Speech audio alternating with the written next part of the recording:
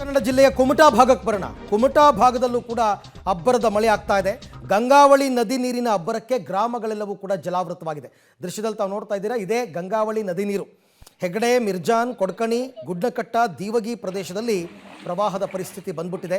ಜನ ಜಾನುವಾರುಗಳನ್ನು ದೋಣಿ ಮುಖಾಂತರ ರಕ್ಷಣೆ ಮಾಡ್ತಾ ಇದ್ದಾರೆ. ಬೇರೆ ದಾರಿ ಇಲ್ಲ.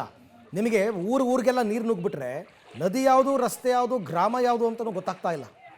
ಹಾಗಾಗಿ ತಗ್ಗು ಪ್ರದೇಶದ ಎಲ್ಲ ಮನೆಗಳಿಗೆ ನೀರು ನುಗ್ಗಿದೆ. ಪ್ರವಾಹದ ಒಂಥರ ವಿಪರೀತವಾದ ನೀರು ನುಗ್ಗಿದೆ. ಅವರೇನೂ ಮಾಡೋಕ್ಕಾಗ್ತಾ ಇಲ್ಲ. ಹಾಗಾಗಿ ಇವಾಗ ಅವರೆಲ್ಲರನ್ನೂ ಕೂಡ ಅಲ್ಲಿಂದ ಸುರಕ್ಷಿತ ಪ್ರದೇಶಕ್ಕೆ ಕರ್ಕೊಂಡು ಬಂದು ಬೇರೆ ಕಡೆ ಅವರಿಗೆ ಜಿಲ್ಲಾಡಳಿತ ವ್ಯವಸ್ಥೆಯನ್ನು ಮಾಡಿದೆ.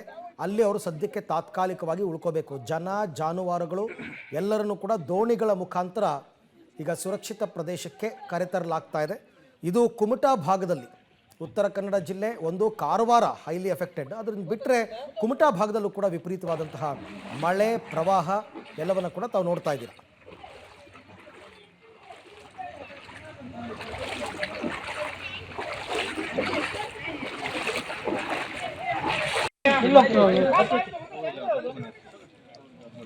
ಅಲ್ಲ ನೆಕ್ಸ್ಟ್ ತಡಬಿಟ್ಟು ಒಂದು ರೌಂಡ್ ಹೋಗುತ್ತೆ.